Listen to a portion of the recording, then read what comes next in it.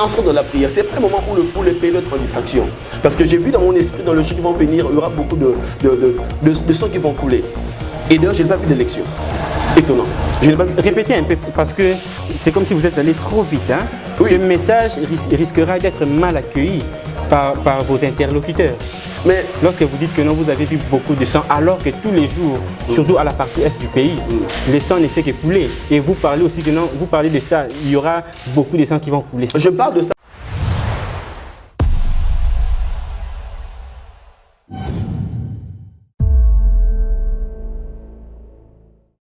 De Dieu, la présence du faux ne veut pas dire l'absence du vrai. Ok.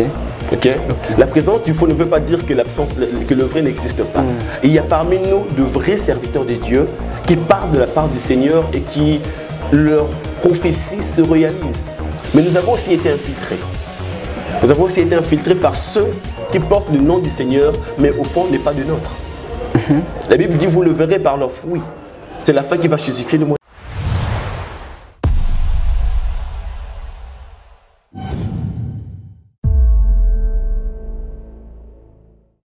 Dire que le message est prêché dans le bus, dans les hôpitaux, si c'est aussi un canal de réveil, oui. Parce qu'actuellement, nous sommes en distraction. Peuple de Dieu, entrons dans la prière. Nous sommes dans une saison très compliquée, nous devons être en prière. Nous devons être en prière, j'insiste, nous devons être en prière. Parce que le mal est à notre porte. Le monde spirituel est en mouvement. Nous devons être en prière. Peuple congolais, Église du Congo, entrons en prière. Quand on nous appelle au stade des martyrs à aller prier, allons-y prier. Quand il faut prier dans nos églises, pas seulement le dimanche, même au courant de la semaine, allons-y prier. Même pas dans nos églises, même dans nos...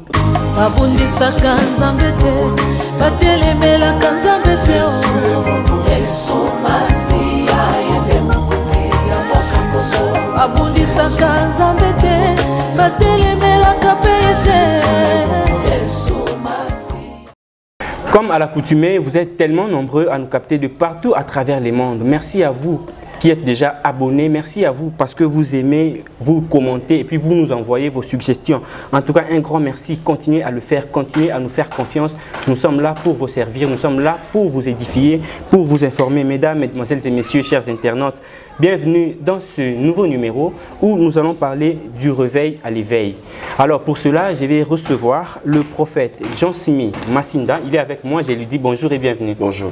Prophète, vous allez bien? Dieu fait grâce à vous. Alors, d'entrée de jeu, je vais souhaiter à ce que nous puissions commencer avec la prière avant d'entrer vraiment en profondeur. D'accord. Dieu Tout-Puissant, nous te rendons mille actions de grâce pour l'opportunité que tu nous donnes d'amener ta parole au niveau des médias.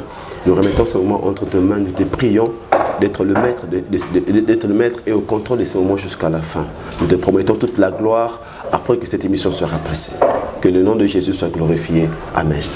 Amen. Il faut à chaque instant prier, commencer avec la prière pour que votre travail, vos activités, tout ce que vous faites puisse prospérer. Alors, prophète, nous sommes en train de parler du réveil à l'éveil. Oui. C'est un thème un peu compliqué. Les gens chercheront vraiment à connaître qu'est-ce que cela veut dire. Est-ce que vous pouvez commencer par donner la définition de ces deux concepts? D'accord. Déjà, le réveil, l'éveil, je commence par là, et le fait d'être éveillé, le fait de voir clair, le fait de réagir spontanément aux événements et aux actions, le fait d'être dans le terrain, le fait d'être en mouvement. L'éveil, c'est quelqu'un qui est debout, c'est quelqu'un qui est actif, c'est quelqu'un qui est en action, qui est en mouvement par rapport aux événements. Et le réveil maintenant, c'est le fait de quelqu'un qui était en éveil, qui s'est endormi, maintenant qui se réveille. Ok. Donc c'est quelqu'un qui était déjà dans la première position en éveil, en activité, en mouvement, mais qui une période ou un temps il s'est endormi et après on le réveille. Donc là c'est le réveil. Alors pourquoi être en éveil? Pourquoi veiller? Pourquoi veiller? Pourquoi veiller? Est-ce que c'est comme s'il y a une annonce qui vous a été faite, qui vous fait peur? Voilà pourquoi vous devez veiller ou comment? Oui, effectivement, Jésus dit dans sa parole, veillez et priez afin que vous ne tombiez pas dans la tentation. Déjà, le Seigneur nous conseille d'être en éveil et non d'être réveillé, mais de veiller d'abord. Parce que le Seigneur nous interpelle de veiller, d'être en mouvement, d'être en garde. Parce que l'ennemi est en train de préparer, l'ennemi est en train de s'enranger, il est en train de préparer ses attaques et ses menaces. D'où, s'il nous trouve dans le sommeil, nous serons fragiles et atteints. Donc nous devons être à l'éveil, être en activité, être en mouvement pour savoir réagir devant les adversaires. Donc l'éveil fait appel à l'absence de la distraction, si je peux dire. Exactement, à l'absence du sommeil, à l'absence de la distraction, à l'absence de la déconcentration. Donc c'est ça l'éveil. C'est comme si vous êtes en train d'interdire aux téléspectateurs, au peuple des dieux de dormir, alors que le sommeil est sacré, on doit dormir. Comment? Effectivement, l'Église est arrivée à un temps où nous ne pouvons pas nous permettre de dormir. L'Église du Congo est arrivée à un temps où nous serons en train de passer devant de grandes choses données à cette nation, données à l'Église du Congo, si nous sommes en train de dormir. Donc le Seigneur est en train de venir nous visiter. Nous, Église du Congo, devons être en éveil, être réveillés pour recevoir la visitation du Seigneur. Rappelez-vous, dans la parole de Dieu, il y a une ville où le Seigneur Jésus était en train de venir, où il était en train de passer. Mais le Seigneur a pleuré devant la ville parce que la ville ne connaissait pas le jour de la visitation. Autrement dit, la ville était dans le sommeil, dans la distraction. Alors que le Seigneur est venu le visiter, il les a trouvés dans la distraction. Donc, peuple de Dieu, nous devons être à l'éveil parce que le Seigneur est en train de venir. La gloire est à la porte. Les choses que Dieu veut faire est grande. Ça demande que nous puissions être à l'éveil pour toucher à ces choses et vivre cela en cette saison et en cette dispensation. Alors, qui doit réveiller l'autre? C'est Dieu qui est appelé à nous réveiller, ou soit c'est nous-mêmes, ce sont les pasteurs qui doivent réveiller leurs fidèles, ou soit ce sont les fidèles entre eux? D'abord, c'est Dieu qui vient visiter. C'est le peuple qui est en sommeil. Et l'homme de Dieu est une sentinelle. Et l'intermédiaire est au milieu. Vous vous rappelez, dans la parole de Dieu, le Seigneur a dit, si la sentinelle voit l'épée venir et il ne prévient pas le peuple qui est en sommeil, l'épée s'abattra sur le peuple, mais Dieu redemandera le sang du peuple chez le prophète. Ça veut dire, l'homme de Dieu est au milieu, le serviteur est au milieu. C'est Dieu qui vient visiter, mais c'est le peuple qui doit être réveillé par l'homme de Dieu pour être en éveil et recevoir ce que Dieu veut leur donner. Lorsque vous parlez de la distraction, lorsque vous parlez de ça insinue quoi? Oh mon Dieu, il y a tellement de distractions, surtout en ces temps, parce que le diable nous a pris dans une position d'une faiblesse que le peuple de Dieu aime, d'une distraction que le monde aime. La musique profane, la musique mondaine, de choses qui sont en train d'aveugler, de distraire, l'impudicité. Tout ce que la Bible est en train de décrire de mal sont en ces temps accentués pour distraire le peuple de Dieu et amener les gens dans la distraction. Donc, ce sont ces choses, les boissons alcooliques, l'ivresse, l'impudicité, les immoralités sexuelles. Aujourd'hui, on a plus de bars que des églises. Aujourd'hui, chaque coin et recoin ne manque pas de bars. Alors que si vous voyez deux églises ensemble, ça fait un deux bars.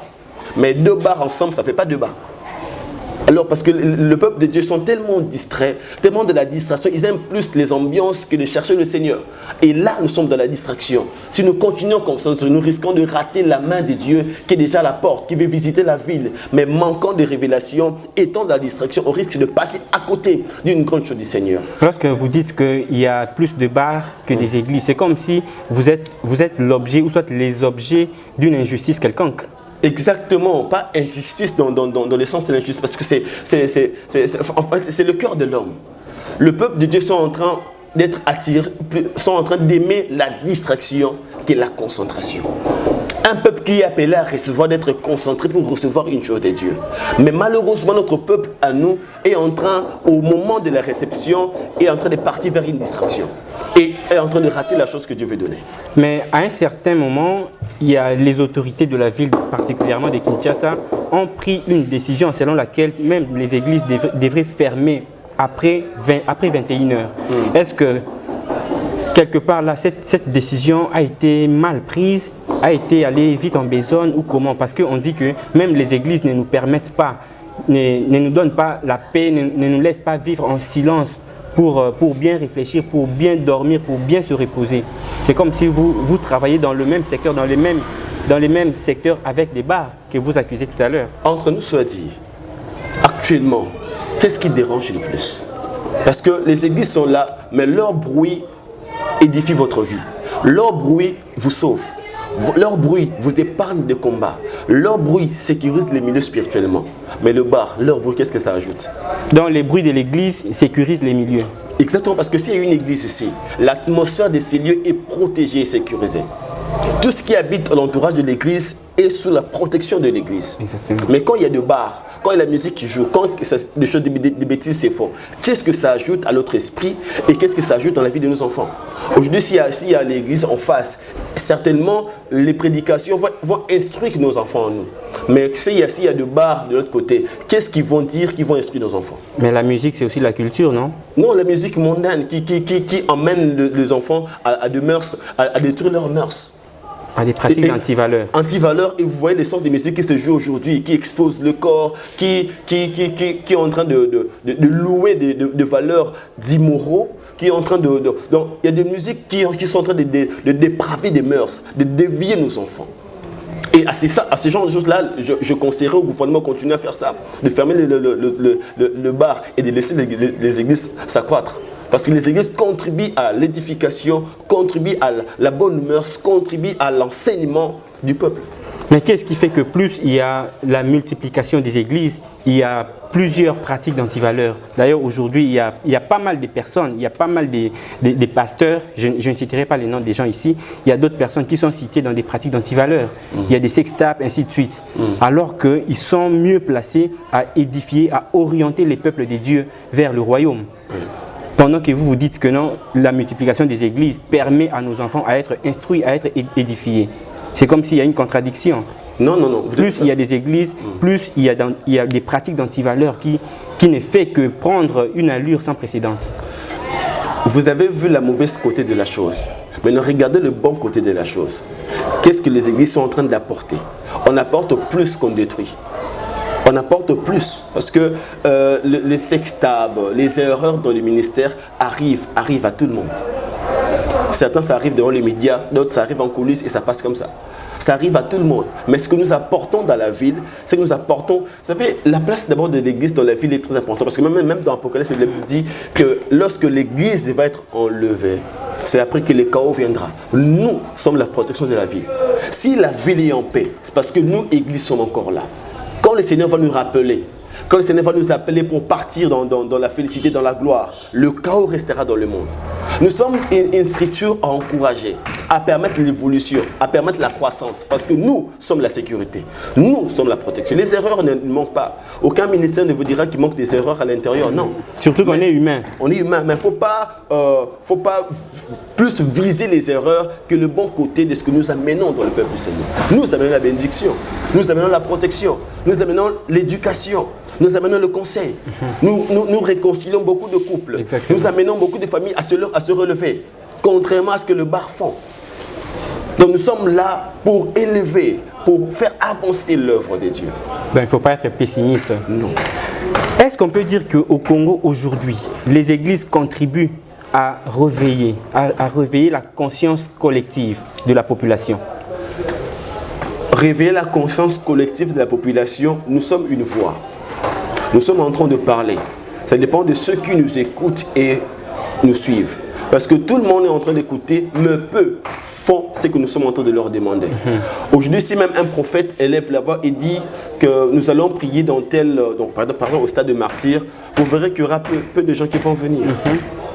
Alors que si vous dites que non, nous allons réunir dans tel bar, pour ne pas faire leur publicité dans tel bar, vous verrez beaucoup de gens venir parce qu'ils aiment ça. Nous sommes la voix, nous faisons notre travail de parler, nous sommes la sentinelle. Nous tenons sur le mur, nous parlons. Nous avançons que le mal est en train d'arriver. Ça dépend maintenant du peuple, d'écouter et de se positionner par rapport à l'épée qui arrive. Donc vous pouvez dire que le peuple, de manière générale, le peuple ne vous écoute pas, ne vous donne pas de crédit. Donne plus de crédit au mal qu'au bien. Parce que ceux qui nous écoutent, ils sont là et je leur bénis au nom de Jésus. Mais ils sont trop peu.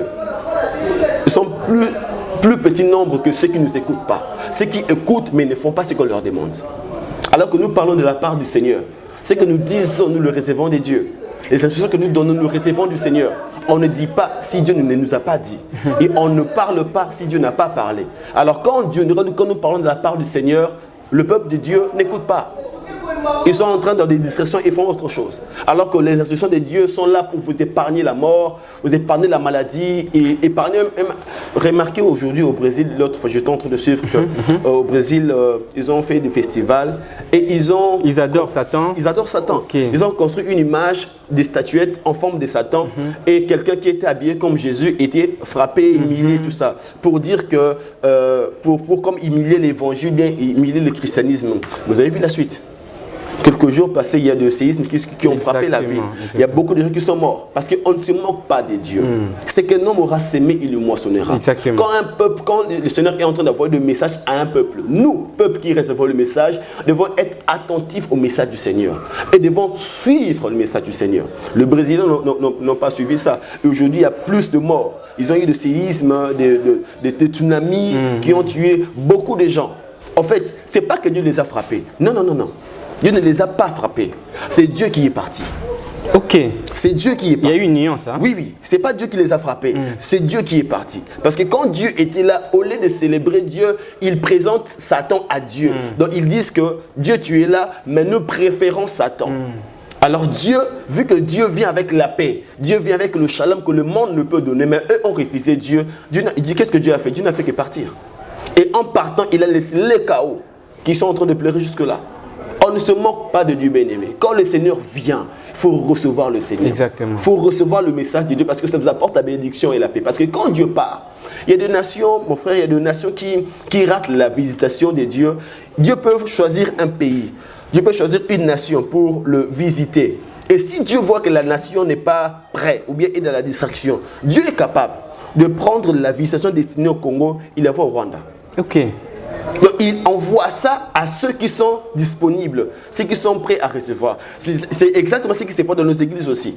Quand Dieu veut te bénir et il te voit dans la distraction, mais il voit que l'autre est prêt à recevoir, il est disposé, elle est disposée. Dieu prend ta bénédiction, il le donne à celui qui est disposé. Parce que Dieu vise plus les avantages de son royaume. Dieu ne tient pas compte trop de toi parce que Dieu peut utiliser une autre personne pour avoir le même résultat.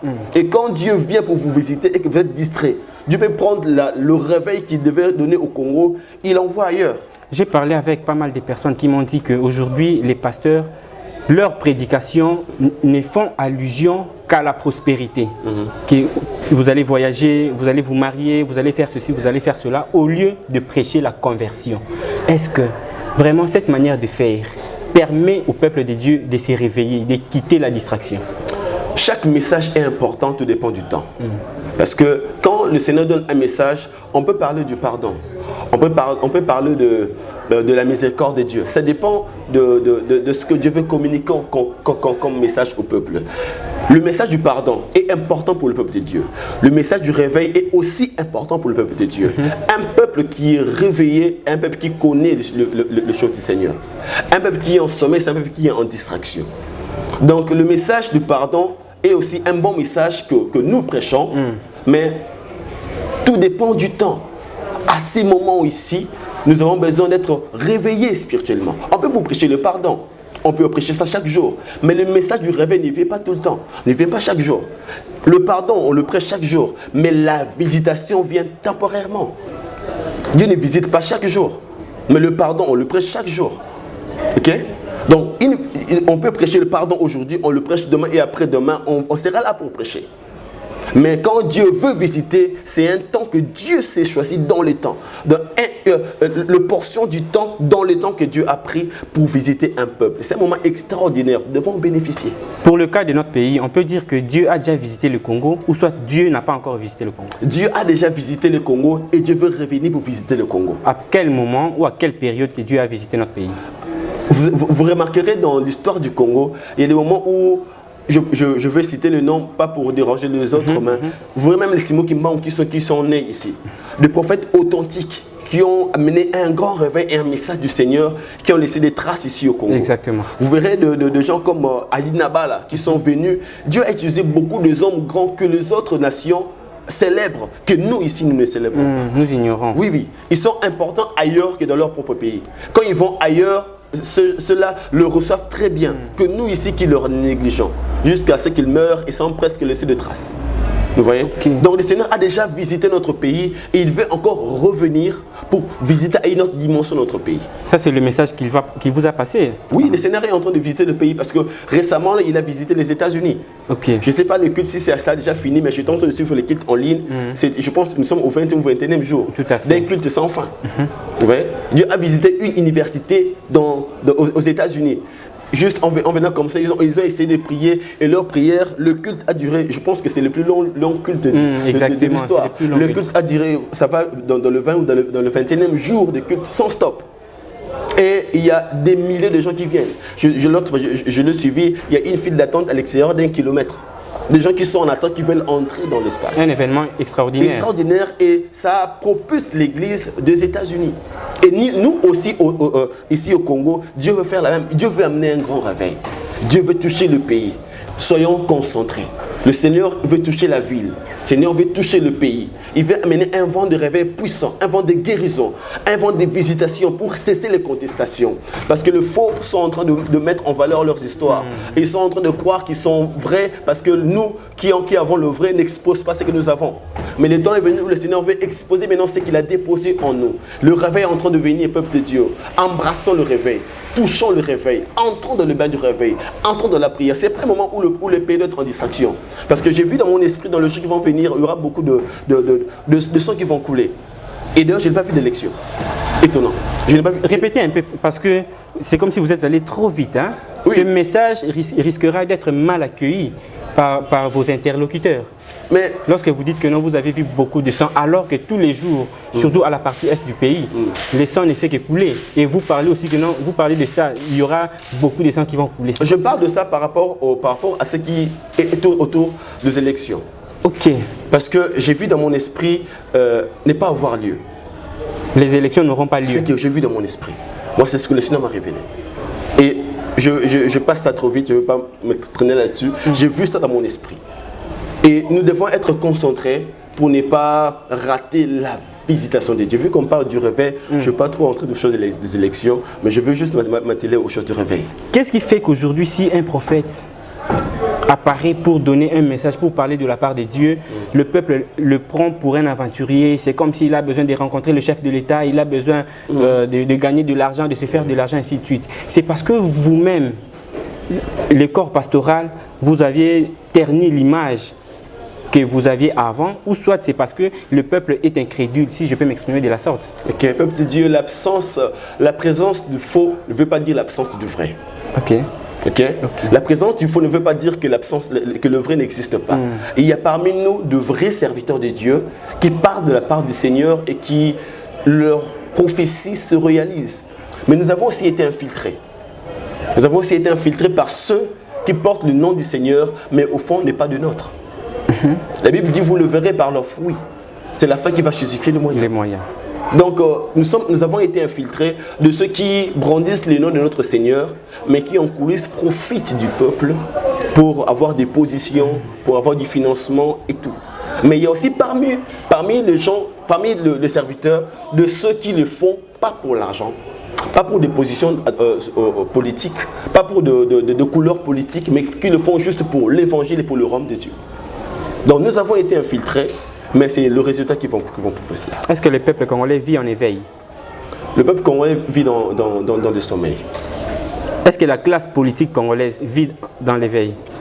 J'avais dit que je suis apolitique. Exactement, vous êtes apolitique. Vous êtes en train de m'amener dans la politique. Non, je ne vous amène pas en politique, mais seulement est-ce que lorsque vous voyez l'homme politique congolais, il vit dans l'éveil ou pas? Je m'abstiens de faire de commentaires là-dessus. Je m'abstiens vraiment. J'ai des choses à dire, mais vu que c'est le média, je me réserve un peu. Une petite parenthèse, est-ce qu'un homme de Dieu peut faire la politique active? Non. Vous, personnellement, si on vous propose de le faire, quelle sera votre réaction? D'abord, vous êtes trop dans la politique. Hein? Non, je n'entre pas trop. C'est ce que j'ai dit. J'ai bien dit que ce n'est qu'une parenthèse. Une parenthèse, ça sera refermé tout à l'heure. Moi, je suis dans l'œuvre. Si on m'appelle à travailler dans la politique, je ne serai pas à l'aise. Ok. Je ne serai pas à l'aise parce que je suis appelé pour le peuple et à parler du Seigneur. Ok. Je ne peux pas être là à parler du peuple au peuple. Je parle du Seigneur au peuple. Parce que quand on parle de la politique, on gère les affaires du peuple vers une personne qui est le président, mais qui est aussi dans le peuple. On gère les affaires du peuple dans le peuple. Alors que nous, étant serviteurs, nous gérons les affaires du peuple avec le Seigneur. Et du Seigneur vers le peuple. Ça, c'est très bien dit. Tout à l'heure, là, vous aviez dit que le peuple congolais, ou soit la population congolaise, vit dans le sommeil. Alors, vous, en tant qu'Église, qu'est-ce que vous faites pour le faire sortir de ce sommeil-là, de manière concrète? Nous sommes en train de prêcher. Nous sommes en train de parler. Nous sommes en train d'annoncer. C'est maintenant à eux de nous écouter. Nous sommes des sentinelles. Notre travail, c'est de lever la voix quand il y a un danger. Que peuple de Dieu, il y a un danger qui arrive. Et on s'arrête par là. Ce n'est pas nous qui allons venir vous prendre, vous épargner du danger. Non. Nous sommes la voix, nous parlons qu'il y a un danger, il y a un mal, ou bien il y a une bénédiction qui arrive. C'est maintenant au peuple de prendre conscience du message et de s'en saisir. Si le peuple, même Dieu a établi la responsabilité dans la parole, il a dit, si le peuple écoute la voix du prophète, ils seront épargnés du danger. Exactement. Et Dieu ne va pas, la mort ne frappera pas. Mais si le peuple n'écoute pas, écoute la voix, mais ne suit pas ce que le prophète a dit, la mort s'abattra sur le peuple, mais Dieu ne va pas redemander le sang du peuple chez le prophète. La responsabilité a déjà été établie. Nous avons la charge d'annoncer, de parler, de prêcher, de vous montrer la voie, de vous dire que le Seigneur arrive. Répentez-vous, confessez vos mal, marchez dans le mal. Mais c'est à vous de suivre ce que nous sommes en train de dire pour vivre la gloire de Dieu. Très bien.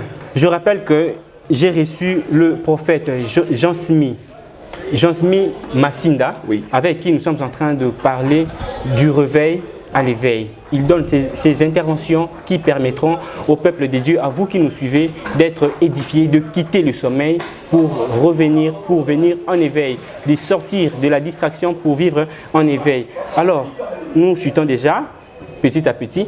Alors, pourquoi les pasteurs aujourd'hui, là où vous êtes, dans votre environnement, dans votre milieu de vie, c'est comme s'il y a les pasteurs qui vivent dans la bourgeoisie, pendant que les peuples qu'ils prêchent vivent dans la misère la plus absolue.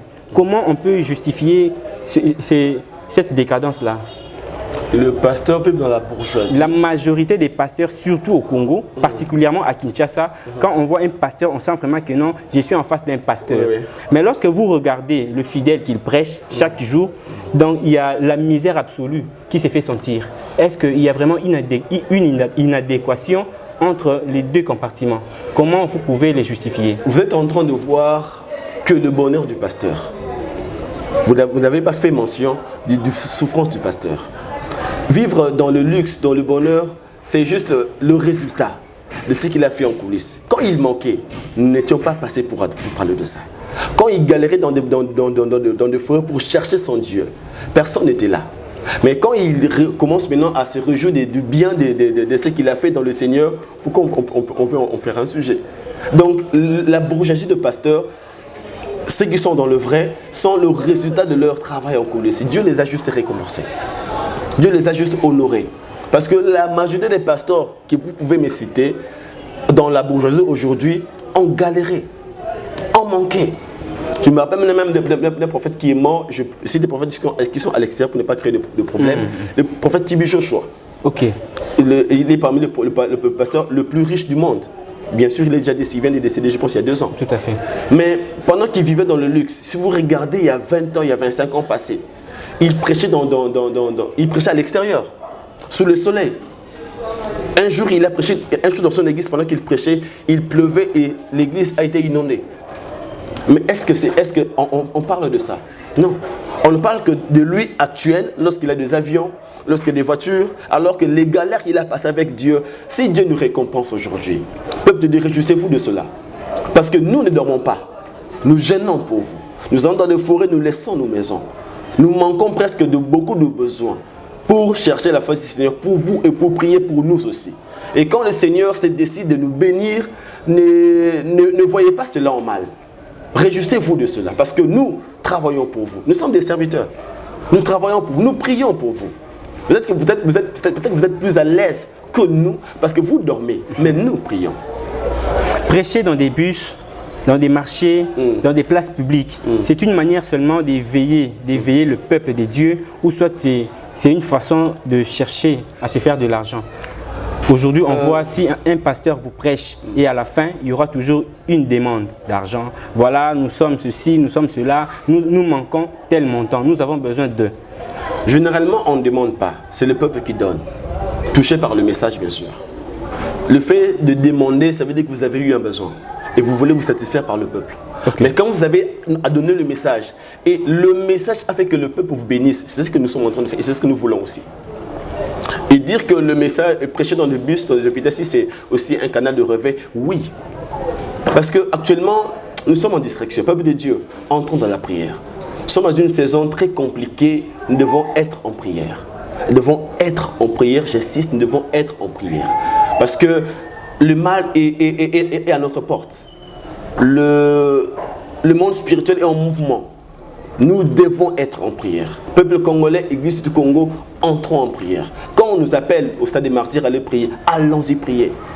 Quand il faut prier dans nos églises, pas seulement le dimanche, même au courant de la semaine, allons-y prier. Même pas dans nos églises, même dans nos chambres, rentrons dans la vie chrétienne, dans la vie des prières d'avant. Prions intensement, cherchons la face du Seigneur. Le Congolais est entré dans une phase de distraction pas possible. Nous n'étions pas comme ça avant. Revenons dans le Seigneur, cherchons la face de Dieu, cherchons la face du Seigneur. Le réveil est à la porte. On peut le rater si nous continuons dans les distractions. Mais nous allons l'embrasser et se saisir. Et le saisir si nous sommes dans l'éveil et dans la prière. Mieux que le Seigneur nous trouve dans la prière que dans la distraction. En tout cas, moi je prie que le Seigneur nous voie dans la prière. Et que le réveil vienne nous surprendre à cet état de prière. On est prêt. Sinon, on risque de voir le réveil qui était destiné au Congo, aller au Rwanda, aller au Burundi et vivre le... Pendant que je suis en train de parler, je suis en train de voir l'image où l'arche de l'Alliance était allée dans une autre nation. L'arche de l'Alliance était allée chez les ennemis. Et ça les a enrichis. Un réveil qu'on n'arrive pas à recevoir peut aller chez le voisin et faire autant du bien chez le voisin alors que ces biens-là devaient être notre partage. Qu'est-ce que vous faites en premier lieu lorsque vous recevez un message émanant des dieux? Est-ce que vous passez directement aux médias pour faire connaître ce message au grand public ou soit vous priez d'abord? Quelle est votre réaction en premier lieu? Tout message n'est pas à annoncer. Si Dieu vous parle, est-ce qu'il faut annoncer? Non, tout message n'est pas à annoncer. Dieu peut me révéler ce soir pour vous. Mais cela n'est pas que obligatoirement je dois vous en parler. Non, peut-être que c'est un sujet de prière que je dois prier pour vous en coulisses. Ok? Mais il y a aussi des choses qui demandent à ce qu'on puisse le dire pour que le peuple... Voilà, nous tendons déjà à la fin de ce numéro. Prophète, si vous avez quelque chose que vous aimeriez dire, mais qui n'a pas été évoqué au cours de l'entretien, vous pouvez vous résumer un peu des mots. Qu'est-ce que les gens peuvent retenir par rapport à la thématique? Nous avions parlé du réveil à l'éveil. Vous vous résumez et puis vous passez le numéro de votre téléphone et puis l'adresse de votre église. Ce que j'aimerais dire au peuple, c'est que lorsqu'un prophète vient, il vient au nom du Seigneur et avec un message du Seigneur. Le message que je viens vous emmener ce matin, ou bien cet après-midi, ça dépend de l'heure où vous nous suivez, c'est que le réveil est à la porte de notre pays. Nous pouvons le rater si nous sommes dans la distraction. Peuple de Dieu, de partout où vous nous suivez, entrez en prière. Soyez en prière. Cherchez la face du Seigneur, entrez dans le retraite, entrez dans le jeûne, parce que le réveil est à notre porte. Nous pouvons passer à côté d'un grand réveil si nous ne sommes pas prêts lorsque le réveil vient frapper à la porte. Donc c'est le message que je vous ai apporté. Peu importe là où vous êtes, entrez en prière. Réconciliez-vous avec le Seigneur, reprenez vos habitudes de prière, entrez en retraite, jeûnez parce que le réveil est devant notre porte. Notre église est située sur avenue Bossengue numéro 26, commune de Kalamou, quartier Kimbangu. Le numéro de téléphone qui est aussi un numéro WhatsApp, c'est le 89 61 34 561. Je me reprends, c'est le 89 61 34 561. Merci beaucoup. Je vous remercie énormément pour votre disponibilité. Merci. Mesdames et messieurs, nous sommes arrivés complètement à la fin de ce numéro. Merci à vous de l'avoir suivi. D'ici là, portez-vous bien. Au revoir. Au revoir.